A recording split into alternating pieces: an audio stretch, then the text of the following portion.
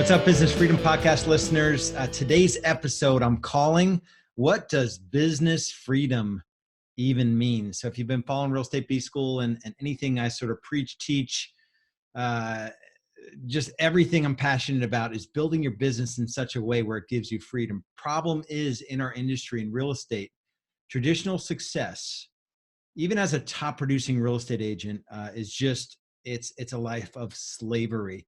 And even small teams, medium-sized teams, even $5 million teams have built businesses that aren't giving the owners any freedom whatsoever.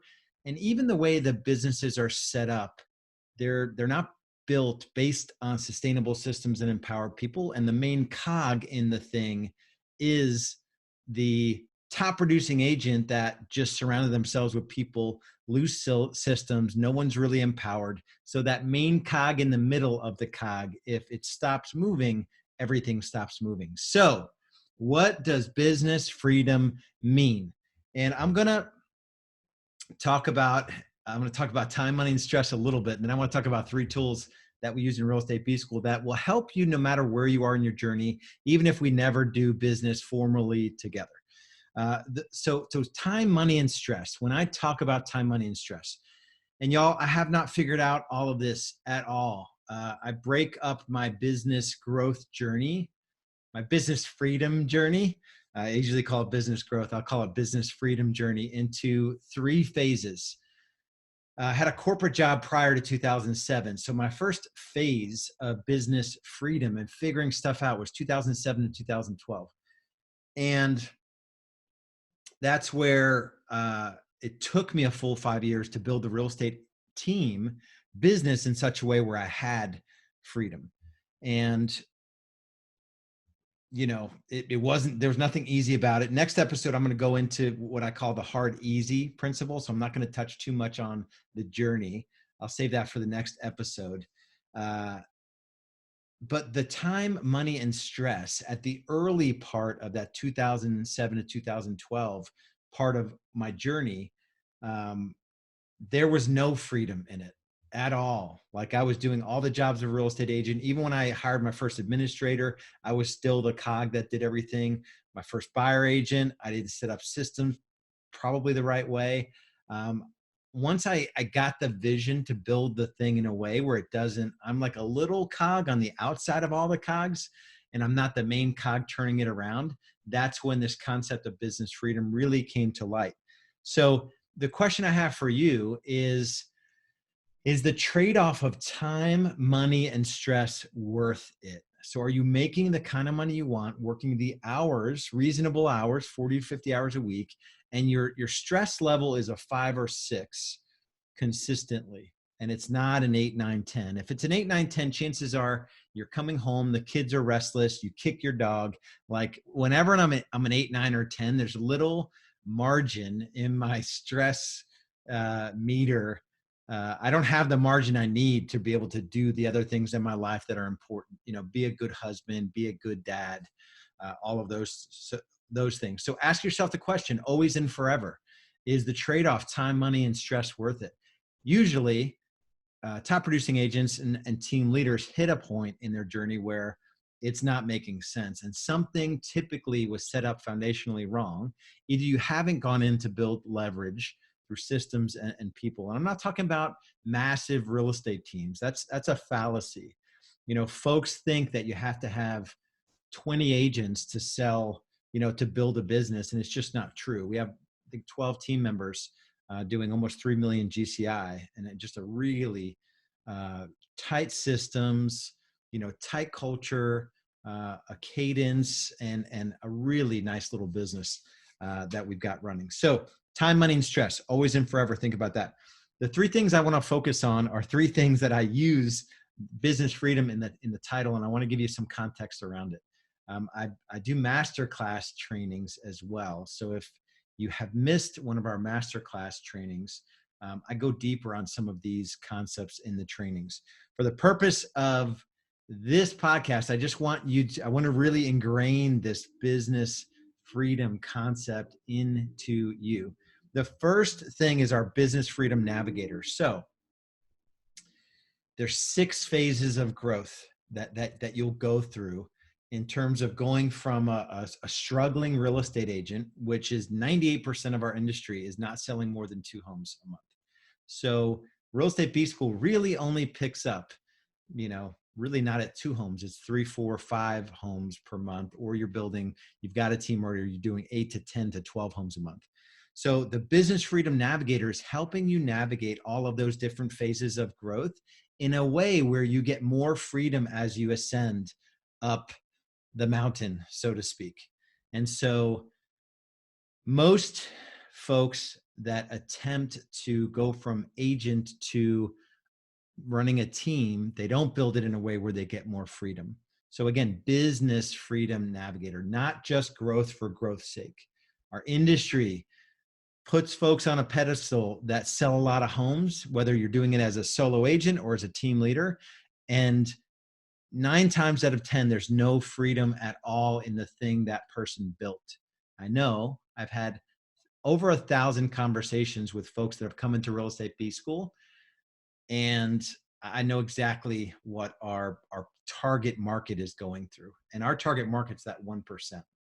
Who's already started a team, or they're like super top producer agent status. So that's one concept. And the question around that is like, do you have a clear path to, as you grow, to get more freedom? So that's the Business Freedom Navigator. All right. The second thing is the Business Freedom Index. So this is a tool I created just to normalize things as it relates to time and money. So 2 of the 3 things I focus on for myself is time, money, and stress. So time and money. Here's the cool thing, and the thing that blows most people's minds is that you could de-link time and money pretty easily, in my opinion. I've done it in 2 businesses now, and I'm 7+ years in real estate B school, helping folks, helping you realize that you don't have to simply put in more hours to make more money. Traditionally, that's the only way to make more money in real estate. I got to go out and sell another home, which means I need to generate another lead myself. I need to convert that lead to a consultation. I need to convert that person to, a buyer or a seller. I need to service that listing or service that buyer. I need to get them through contract to closing. And then I need to, and that's not, a unit of effort. It means a unit of income. That's not the game that we're playing. So when it comes to the Business Freedom Index, it's simply looking at the money you make for the time you put in. My first aspirational calculation of this was, I wanted to make $500,000 a year in real estate. This is pre-tax, pre-owner's compensation. So the money you're going to split with the government. So I wanted to make $500,000. I wanted to work 2,000 hours a year.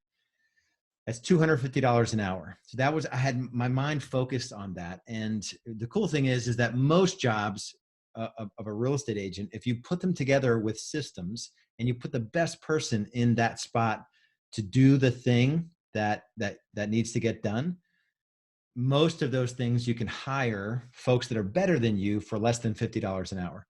So I had this really big spread, $250 I wanted to make, and $50 I could hire a good 80% of the jobs of a real estate agent out, create the system, and empower someone to fill it.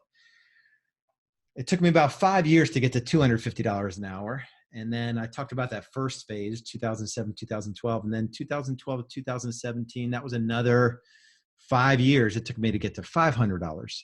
And now I'm working on the last phase of the Business Freedom Index is to get to 1,000 plus. And so I'm sort of in the third part of that journey. The question I want to leave you with as it relates to the Business Freedom Index, how closely is the money you make tied to the hours you work? Scale of 1 to 5. 1 is, 1 is bad. So 1 is like the only way to make more money is to do more in your business. And 5, you can actually do things to the business that can generate opportunity for you. And so you're more like the entrepreneur, where you can kind of move things in the business without working with buyers and sellers directly. So just ask yourself that question. And then number 3 is really the frameworks and what we call the business freedom blueprint is the thing that you need if you really do want to build something that's representative of a true business that provides a high level of service to buyers and sellers. So we talk about 4 drivers to a business that is going to be worth owning in the future, and it's not going to enslave you. It's attract, convert, deliver, and scale. And around each of those drivers, there's 3 accelerators that we focus on with our new members to make sure we figure out what do you have that's going really well in the business and what do you need help with in the business. So around attract, there's 3. For example, there's 3 accelerators: database marketing, listing marketing, and buyer marketing. And there's tools and systems within each of those accelerators that we employ for our members to move the needle in that area of their business. And so there's really the guiding question in this area is there a roadmap that you're working from to get the growth that you're looking for? And when I say growth, I definitely don't mean growth in hours. I mean, you can go from 50 sides to 100, 150 sides, 200 sides, make more money and work less hours and experience more stress.